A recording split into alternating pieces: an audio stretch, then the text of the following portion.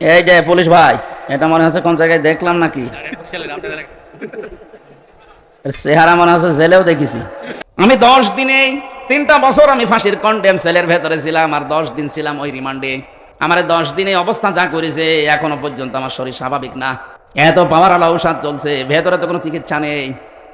ওখানে যে চিকিৎসা আছে 10,000 মানুষের একজন ডাক্তার, যে রোগী হোক একই ওষুধ দেয়।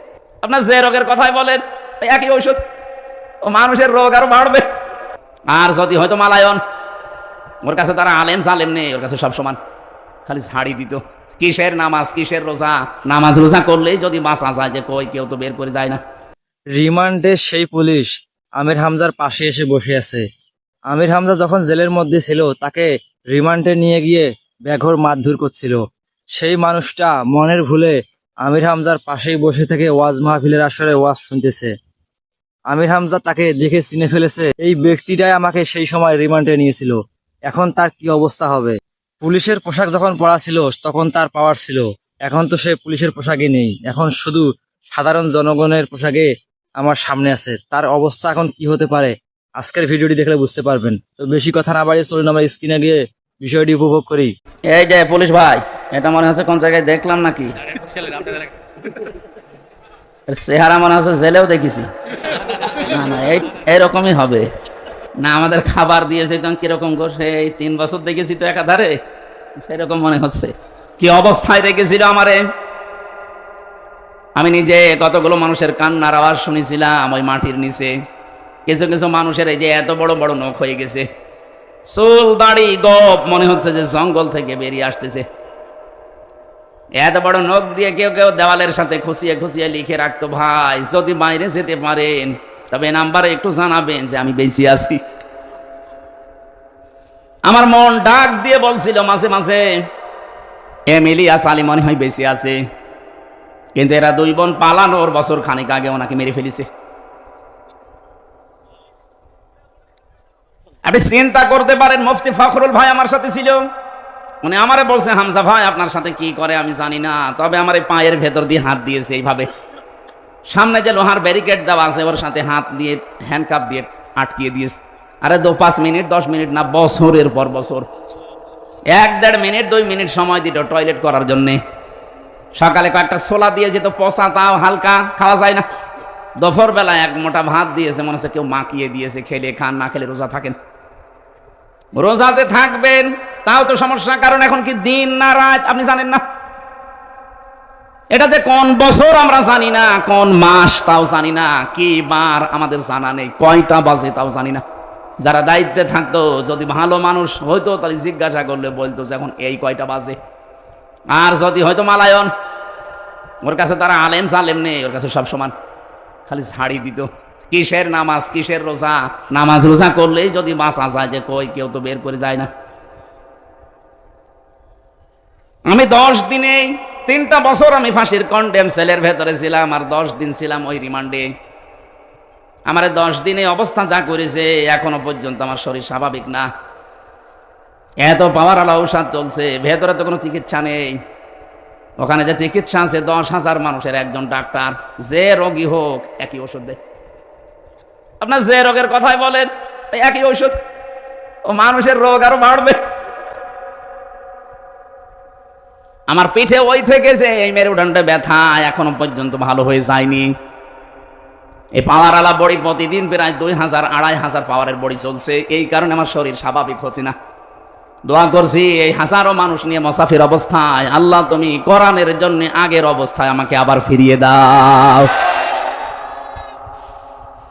এই যে জগদ্দল পাথর আল্লাহ রাব্বুল আলামিন আমাদের বুকের উপর থেকে সরিয়ে আমাদের বাক শক্তি ফিরিয়ে দিয়েছেন, এখন কথা বলতে পারি। আল্লাহ যেন এটা কিয়ামত পর্যন্ত বাংলাদেশে জারি রাখেন, বলেন আমিন। কোরআনে কারিমের যে আয়াত থেকে কথা শোনার জন্য আমরা বসে আছি, কবরের 3টা প্রশ্নের জবাবের 1 নাম্বার প্রশ্ন, মার রব্বুকা, তোমার রব কে? এ কথা যদি সত্যি আমরা বলতে চাই, দুনিয়াতে মাস্ট বি 5টা প্রশ্নের উত্তর আপনাকে জোগাড় করা লাগবে। গুরুত্বপূর্ণ একটা বিষয়। আমরা সবাই মারা যাব না, যাব না? এমন কেউ আছে মরবে না? যাকে আল্লাহ সবচাইতে বেশি ভালোবাসতেন তিনিও মারা গেছেন। কি কথা বলেন না কেন? মুহাম্মাদুর কবরে যাওয়ার পরে যে সমস্ত প্রশ্নগুলো হবে আমরা জানি কয়টা? 3টা প্রশ্ন জানি। এই 3টাকে সার্টিফাই করার জন্য আর একটা প্রশ্ন হবে। প্রথম প্রশ্ন হবে মার রব্বুকা, আমরা এই শব্দের উপরে আজকে তাফসীর করব ইনশাআল্লাহ। দ্বিতীয় মা দিনুকা, এটা এই 7 তারিখে জানুয়ারি যেখানে আছে ফজলু ভাইয়ের বাড়িতে ওই জায়গায় করব। 3 নাম্বার মা মানহাজার রাজুল, এই লোকটা কে ছিল? এটা মিয়া নুরউদ্দিন অপু ভাই আসলে আমরা ওনার গ্রামের বাড়ি কোদাইলপুর নাকি আছে জানো, ওখানে কথা বলবো। গুরুত্বপূর্ণ একটা বিষয়, এটা যদি আপনি না জানেন কবরে কিন্তু ধরা খেয়ে যাবেন। এই 3টা প্রশ্নের জবাব যদি মানুষ দিতে পারে, 4 নাম্বার প্রশ্ন করা হবে তুমি এগুলো পেলে কোথায়? যদি বলেন আমি পেয়েছি আমার বাবার কাছ থেকে, না, আপনার বাবারে ফেরেশতা চিনি না, বলা লাগবে যে আমি পড়েছি কোরআনে। কোথায়? বলেন বলেন। আমরা সেই কোরআন থেকে আজকে এই প্রশ্নের জবাব নিয়ে যাব ইনশাআল্লাহ। একটা জগদ্দল পাথর আমাদের বুকের উপরে ছিল, আল্লাহ দয়া করে নামিয়ে দিয়েছেন। 1500 বছর আগে এই পৃথিবীতে একটা যুগ ছিল, তার নাম IMA জাহিলিয়াতের যুগ।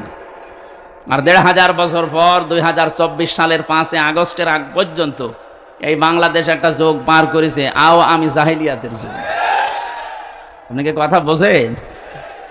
শব্দের কিরম মিল দেখেছেন?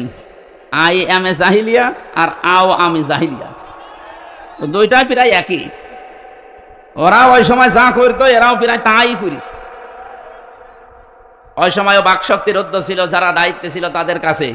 আমরাও প্রায় 15.5 বছর আমাদের এই বাকশক্তি রুদ্ধ হয়ে গিয়েছিল, অথচ কথা বলার ক্ষমতা যারা পালিয়েছে ওরা আমাদের দিয়েছিল। আল্লাহ বলেন না, খালাকাল ইনসান আল্লামাহুল বায়ান, আমি মানুষ বানিয়েছি আর মানুষকে কথা বলা আমি শিখিয়েছি। বিজ্ঞান এখন আল্লামাহুল বায়ানের উপরে গবেষণা চালিয়েছে, মানুষ কথা বলে কি করে। এই দেখো 1 ইঞ্চি জায়গা, এখান থেকে কথা তৈরি হতে 27টা স্তর পার করা লাগে। 27টা জায়গায় ধাক্কা লাগার পর একটা কথা তৈরি হয়। আর কোরআন আর হাদিসের ব্যাখ্যা জানাচ্ছে প্রত্যেকটি স্তরে একজন করে ফেরেশতা আল্লাহ বসিয়ে রেখেছেন। এর কাছে ও, ওর কাছে ও, ওর কাছে ও, এভাবে দিতে দিতে একেবারে 27 নাম্বার যার কাছে দেয়,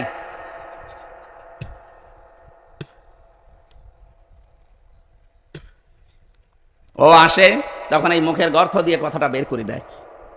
আপনি বলেন তো, ফেরেশতারা যদি দায়িত্ব পালন না করতো, আপনি সারাদিন শুধু আগুঁ গোঁগা করতেন, কথা বলতে পারতেন। কত বড় নিয়ামত আল্লাহ একটা দিয়েছেন বলেন। সুতরাং আমরা যারা কথা বলতে পারি আর যারা এই কথাটা বাকরুদ্ধ করে রেখেছিলেন তাদের হেদায়েত কামনা করি না, কারণ জালেমদের হেদায়েত আল্লাহ দেবেন না। আল্লাহু লা ইয়াহদিল কওমাজ জালিমিন, ইয়াহদি এটা মুজারি, বর্তমান ভবিষ্যৎ, প্রেজেন্ট ফিউচার। আল্লাহ বলেন জালেমদের আমি পথ দেখাচ্ছি না, দেখাবো না। এই জন্য যারা একবার জুলুম করে, যারা জালেম হয়ে যায়, ওরা যদি সত্যিকার অর্থ ফিরে না আসে, ওদের বৃদ্ধি আল্লাহ বাড়াতেই থাকে ফেরাউনের মতো। দিন যত যাবে দেখবেন ওরা নরম হবে না, আরো বৃদ্ধি বাড়বে। এটার বাস্তবতা দেখতে পাচ্ছে না যে 2 বোন একসাথে পালিয়েছে, এখনো মুখ জোর কমেছে, দিন যত যাচ্ছে মুখ জোর বাড়তেছে। তার মানে ইহদি মনে হয় এদের জন্য আল্লাহ এদের হেদায়েত দিচ্ছে না, দেবেও না। কেন বলেন তো? ইন্নামা নুমলি লাহুম লিয়াজদাদু ইসমা, মানুষের পাপ যখন পরিপূর্ণ হয়ে যায়, ওই লোকটা যার ফিরে আসবে সে রাস্তা রুদ্ধ হয়ে যায়। ওয়ালাহুম আযাবুম মুহিন, আল্লাহ পাক বলেন ওর জন্য আমি অপমানজনক শাস্তির ব্যবস্থা করে রাখি। এই আয়াতটা যে কত বাস্তব, এই আয়াতটা যে কত নির্ভেজাল মনে হচ্ছে এই বাংলাদেশের জন্য। তাকান, দিন যত যাচ্ছে, 15.5 বছরে যারা জুলুম করেছিল এ মানুষগুলো তত অপমান হচ্ছে। আল্লাহ পাক বলেন ফাতিল কাবয়তুহুম খাবিয়াতাম বিমা যালামু ইন্না ফি যালিকা লাআয়াতাল লিকাওমিন ইয়ালামুন। সূরা নমলের 53 নম্বর আয়াত, 19 নম্বর পারার 20 নম্বর পৃষ্ঠার 7 নম্বর লাইনে আছে। এটা তাফসিরে ফি জিলালিল কোরআনে পাবেন। আল্লাহ যেন তার এই আঙ্গুল দিয়ে এভাবে শরীয়তপুরের মানুষদেরকে দেখাচ্ছে, ফাতিলকা বুয়ুতুহুম, এই সেই ঘর, খাবিয়াতান, আল্লাহ জনশূন্য করে দিয়েছেন, সার শূন্য করে দিয়েছেন, ওজাড় গৃহ বানিয়ে দিয়েছেন, বিমা যালামু, তাদের জুলুমের কারণে। 64টা জেলা এদেশে, 630টা থানা আছে। যারা দায়িত্বে ছিলে তাকান, অধিকাংশ জালেমদের বাড়িতে অফিসে টর্চার সেল ছিল।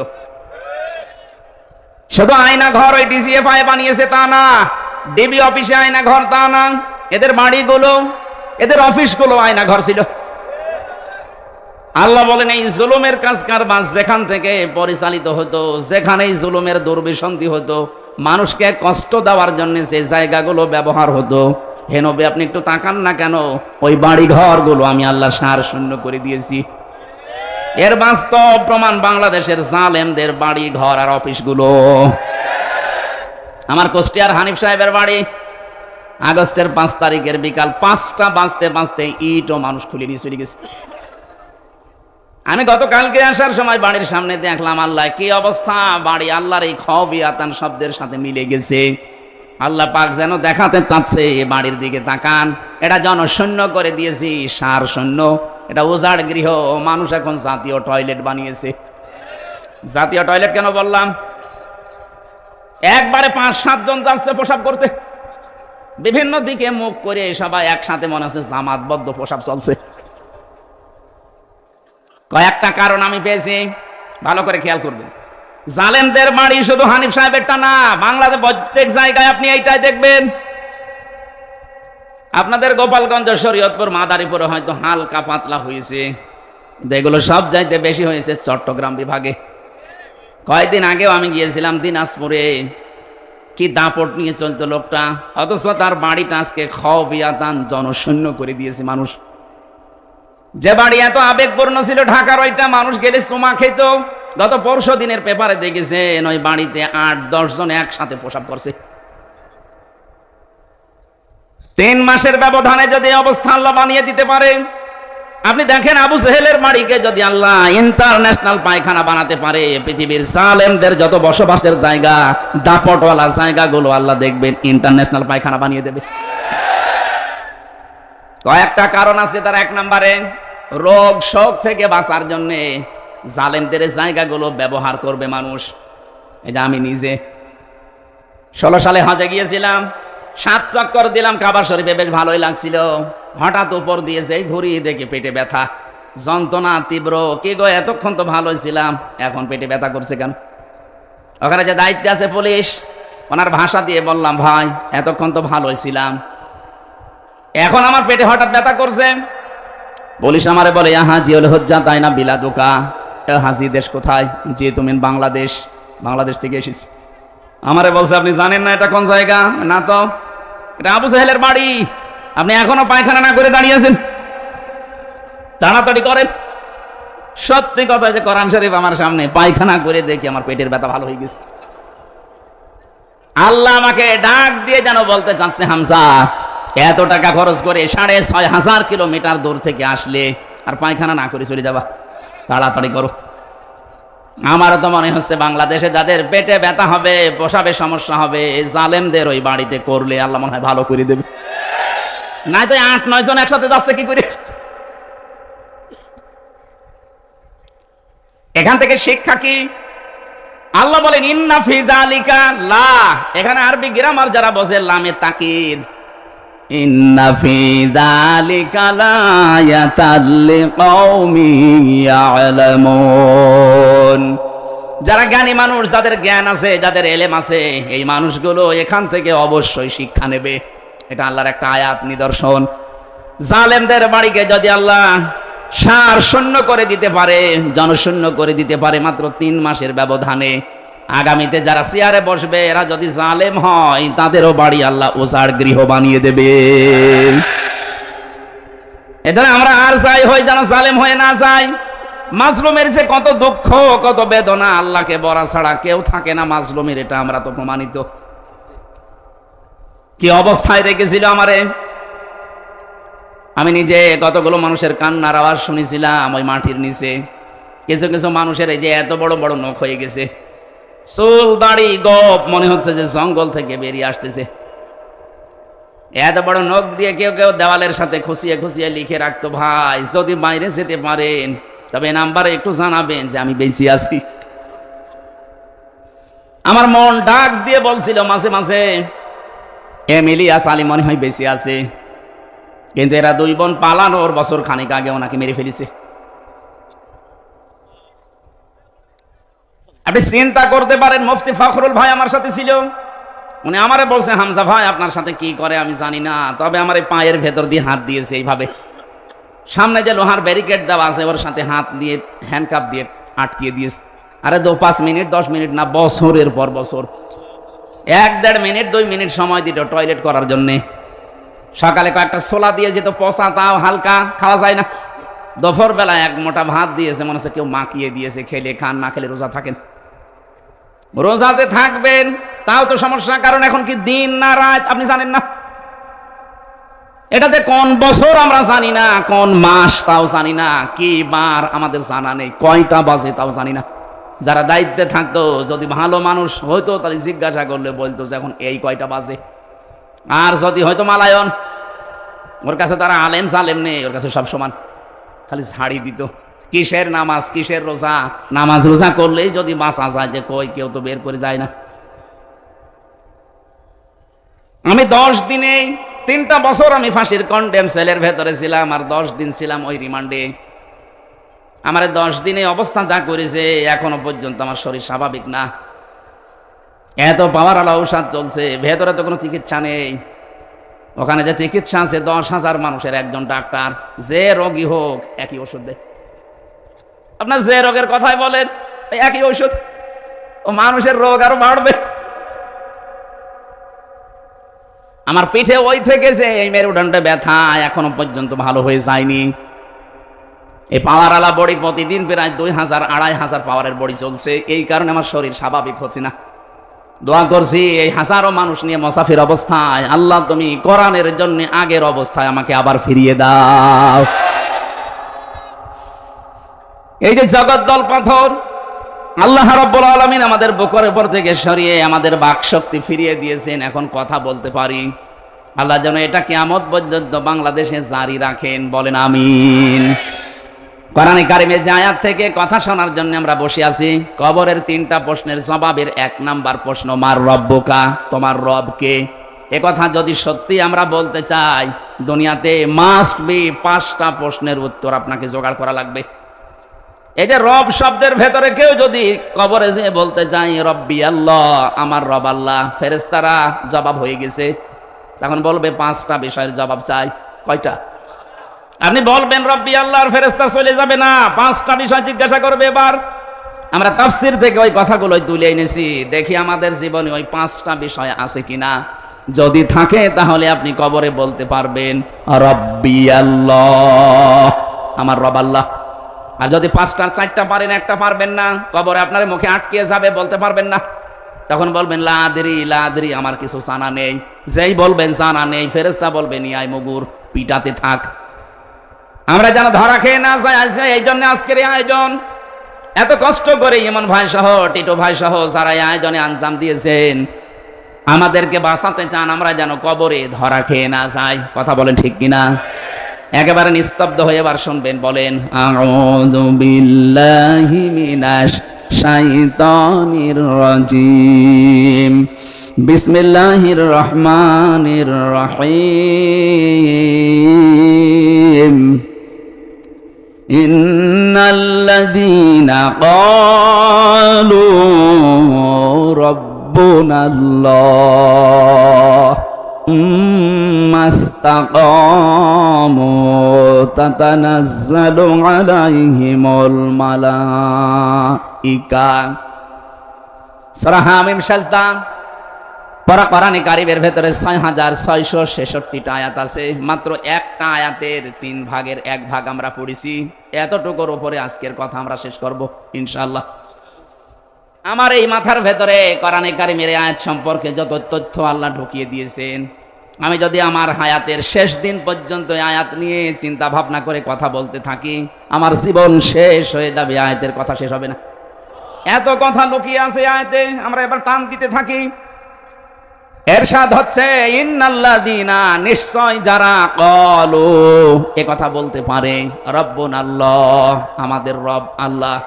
আমাদের রবকে, এটা বলার পরেই শেষ না, সুম্মাস্তাকামু, এর উপরে যারা দৃঢ় থাকে, এর উপরে যারা ইস্তেকামাত পয়দা করে, টিকে থাকে, অটল থাকে, অটুট থাকে, স্থিতিশীল জীবন তৈরি করে শব্দের উপরে, এই যে দুইটা কথা বললাম, শুনতে যত সহজ মনে হচ্ছে, এ দুটা কথা মেনে জীবন চালানো অত সহজ না।